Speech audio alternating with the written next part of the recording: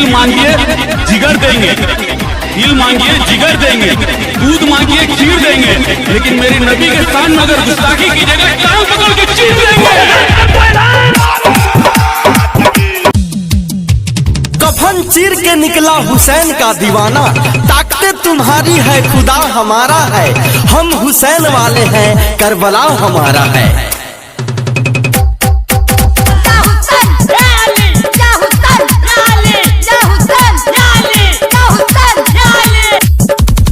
मेरा यकीन कहता है कुछ नहीं होगा, नबी का सहारा है कुछ नहीं होगा, लगा दो खुलकर हैदर अली के नारे, हुसैनी मोहल्ला है कुछ नहीं होगा। सजाद दीवाना सजाद, हम उस घराने से मोहब्बत करते हैं जहां कटे हुए सर भी कुरान पढ़ते हैं, मेरे हुसैन जिंदा हैं और हुसैन के नाना भी जिंदा हैं। चैनपुर बिहार आप सुन रहे हैं साहिल राजा को। सभा भी गुजरे करबला से तो उसे कहता है अर्थ वाला, सभा भी गुजरे करबला से तो उसे कहता है अर्थ वाला, तो धीरे चल यहाँ मेरा हुसैन सो रहा है। या हुसैन या अली। सजाद दीवाना सजाद दीवाना। जितनी देर से उठोगे जुल्म के खिलाफ उतनी ही ज्यादा कुर्बानी देनी पड़ेगी।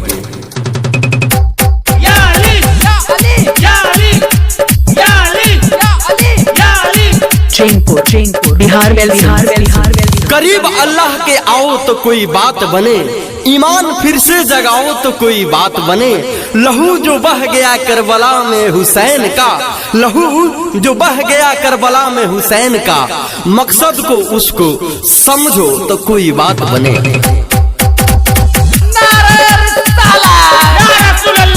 सजाद दीवाना सजाद दीवाना। क्या जलवा करबला में दिखाया हुसैन ने, क्या जलवा करबला में दिखाया हुसैन ने, सजदे में जाकर सर को कटाया हुसैन ने, नेजे पे सर था और जुबान पर आयते, नेजे पे सर था और जुबान पे आयते, कुरान इस तरह सुनाया हुसैन ने।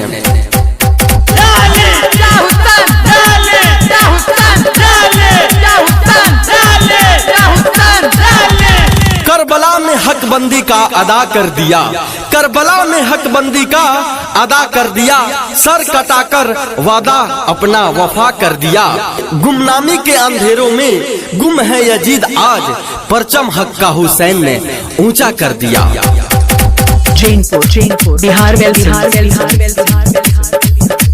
सजाद दीवाना सजाद दीवाना सजाद दीवाना सजाद दीवाना। चैनपुर बिहार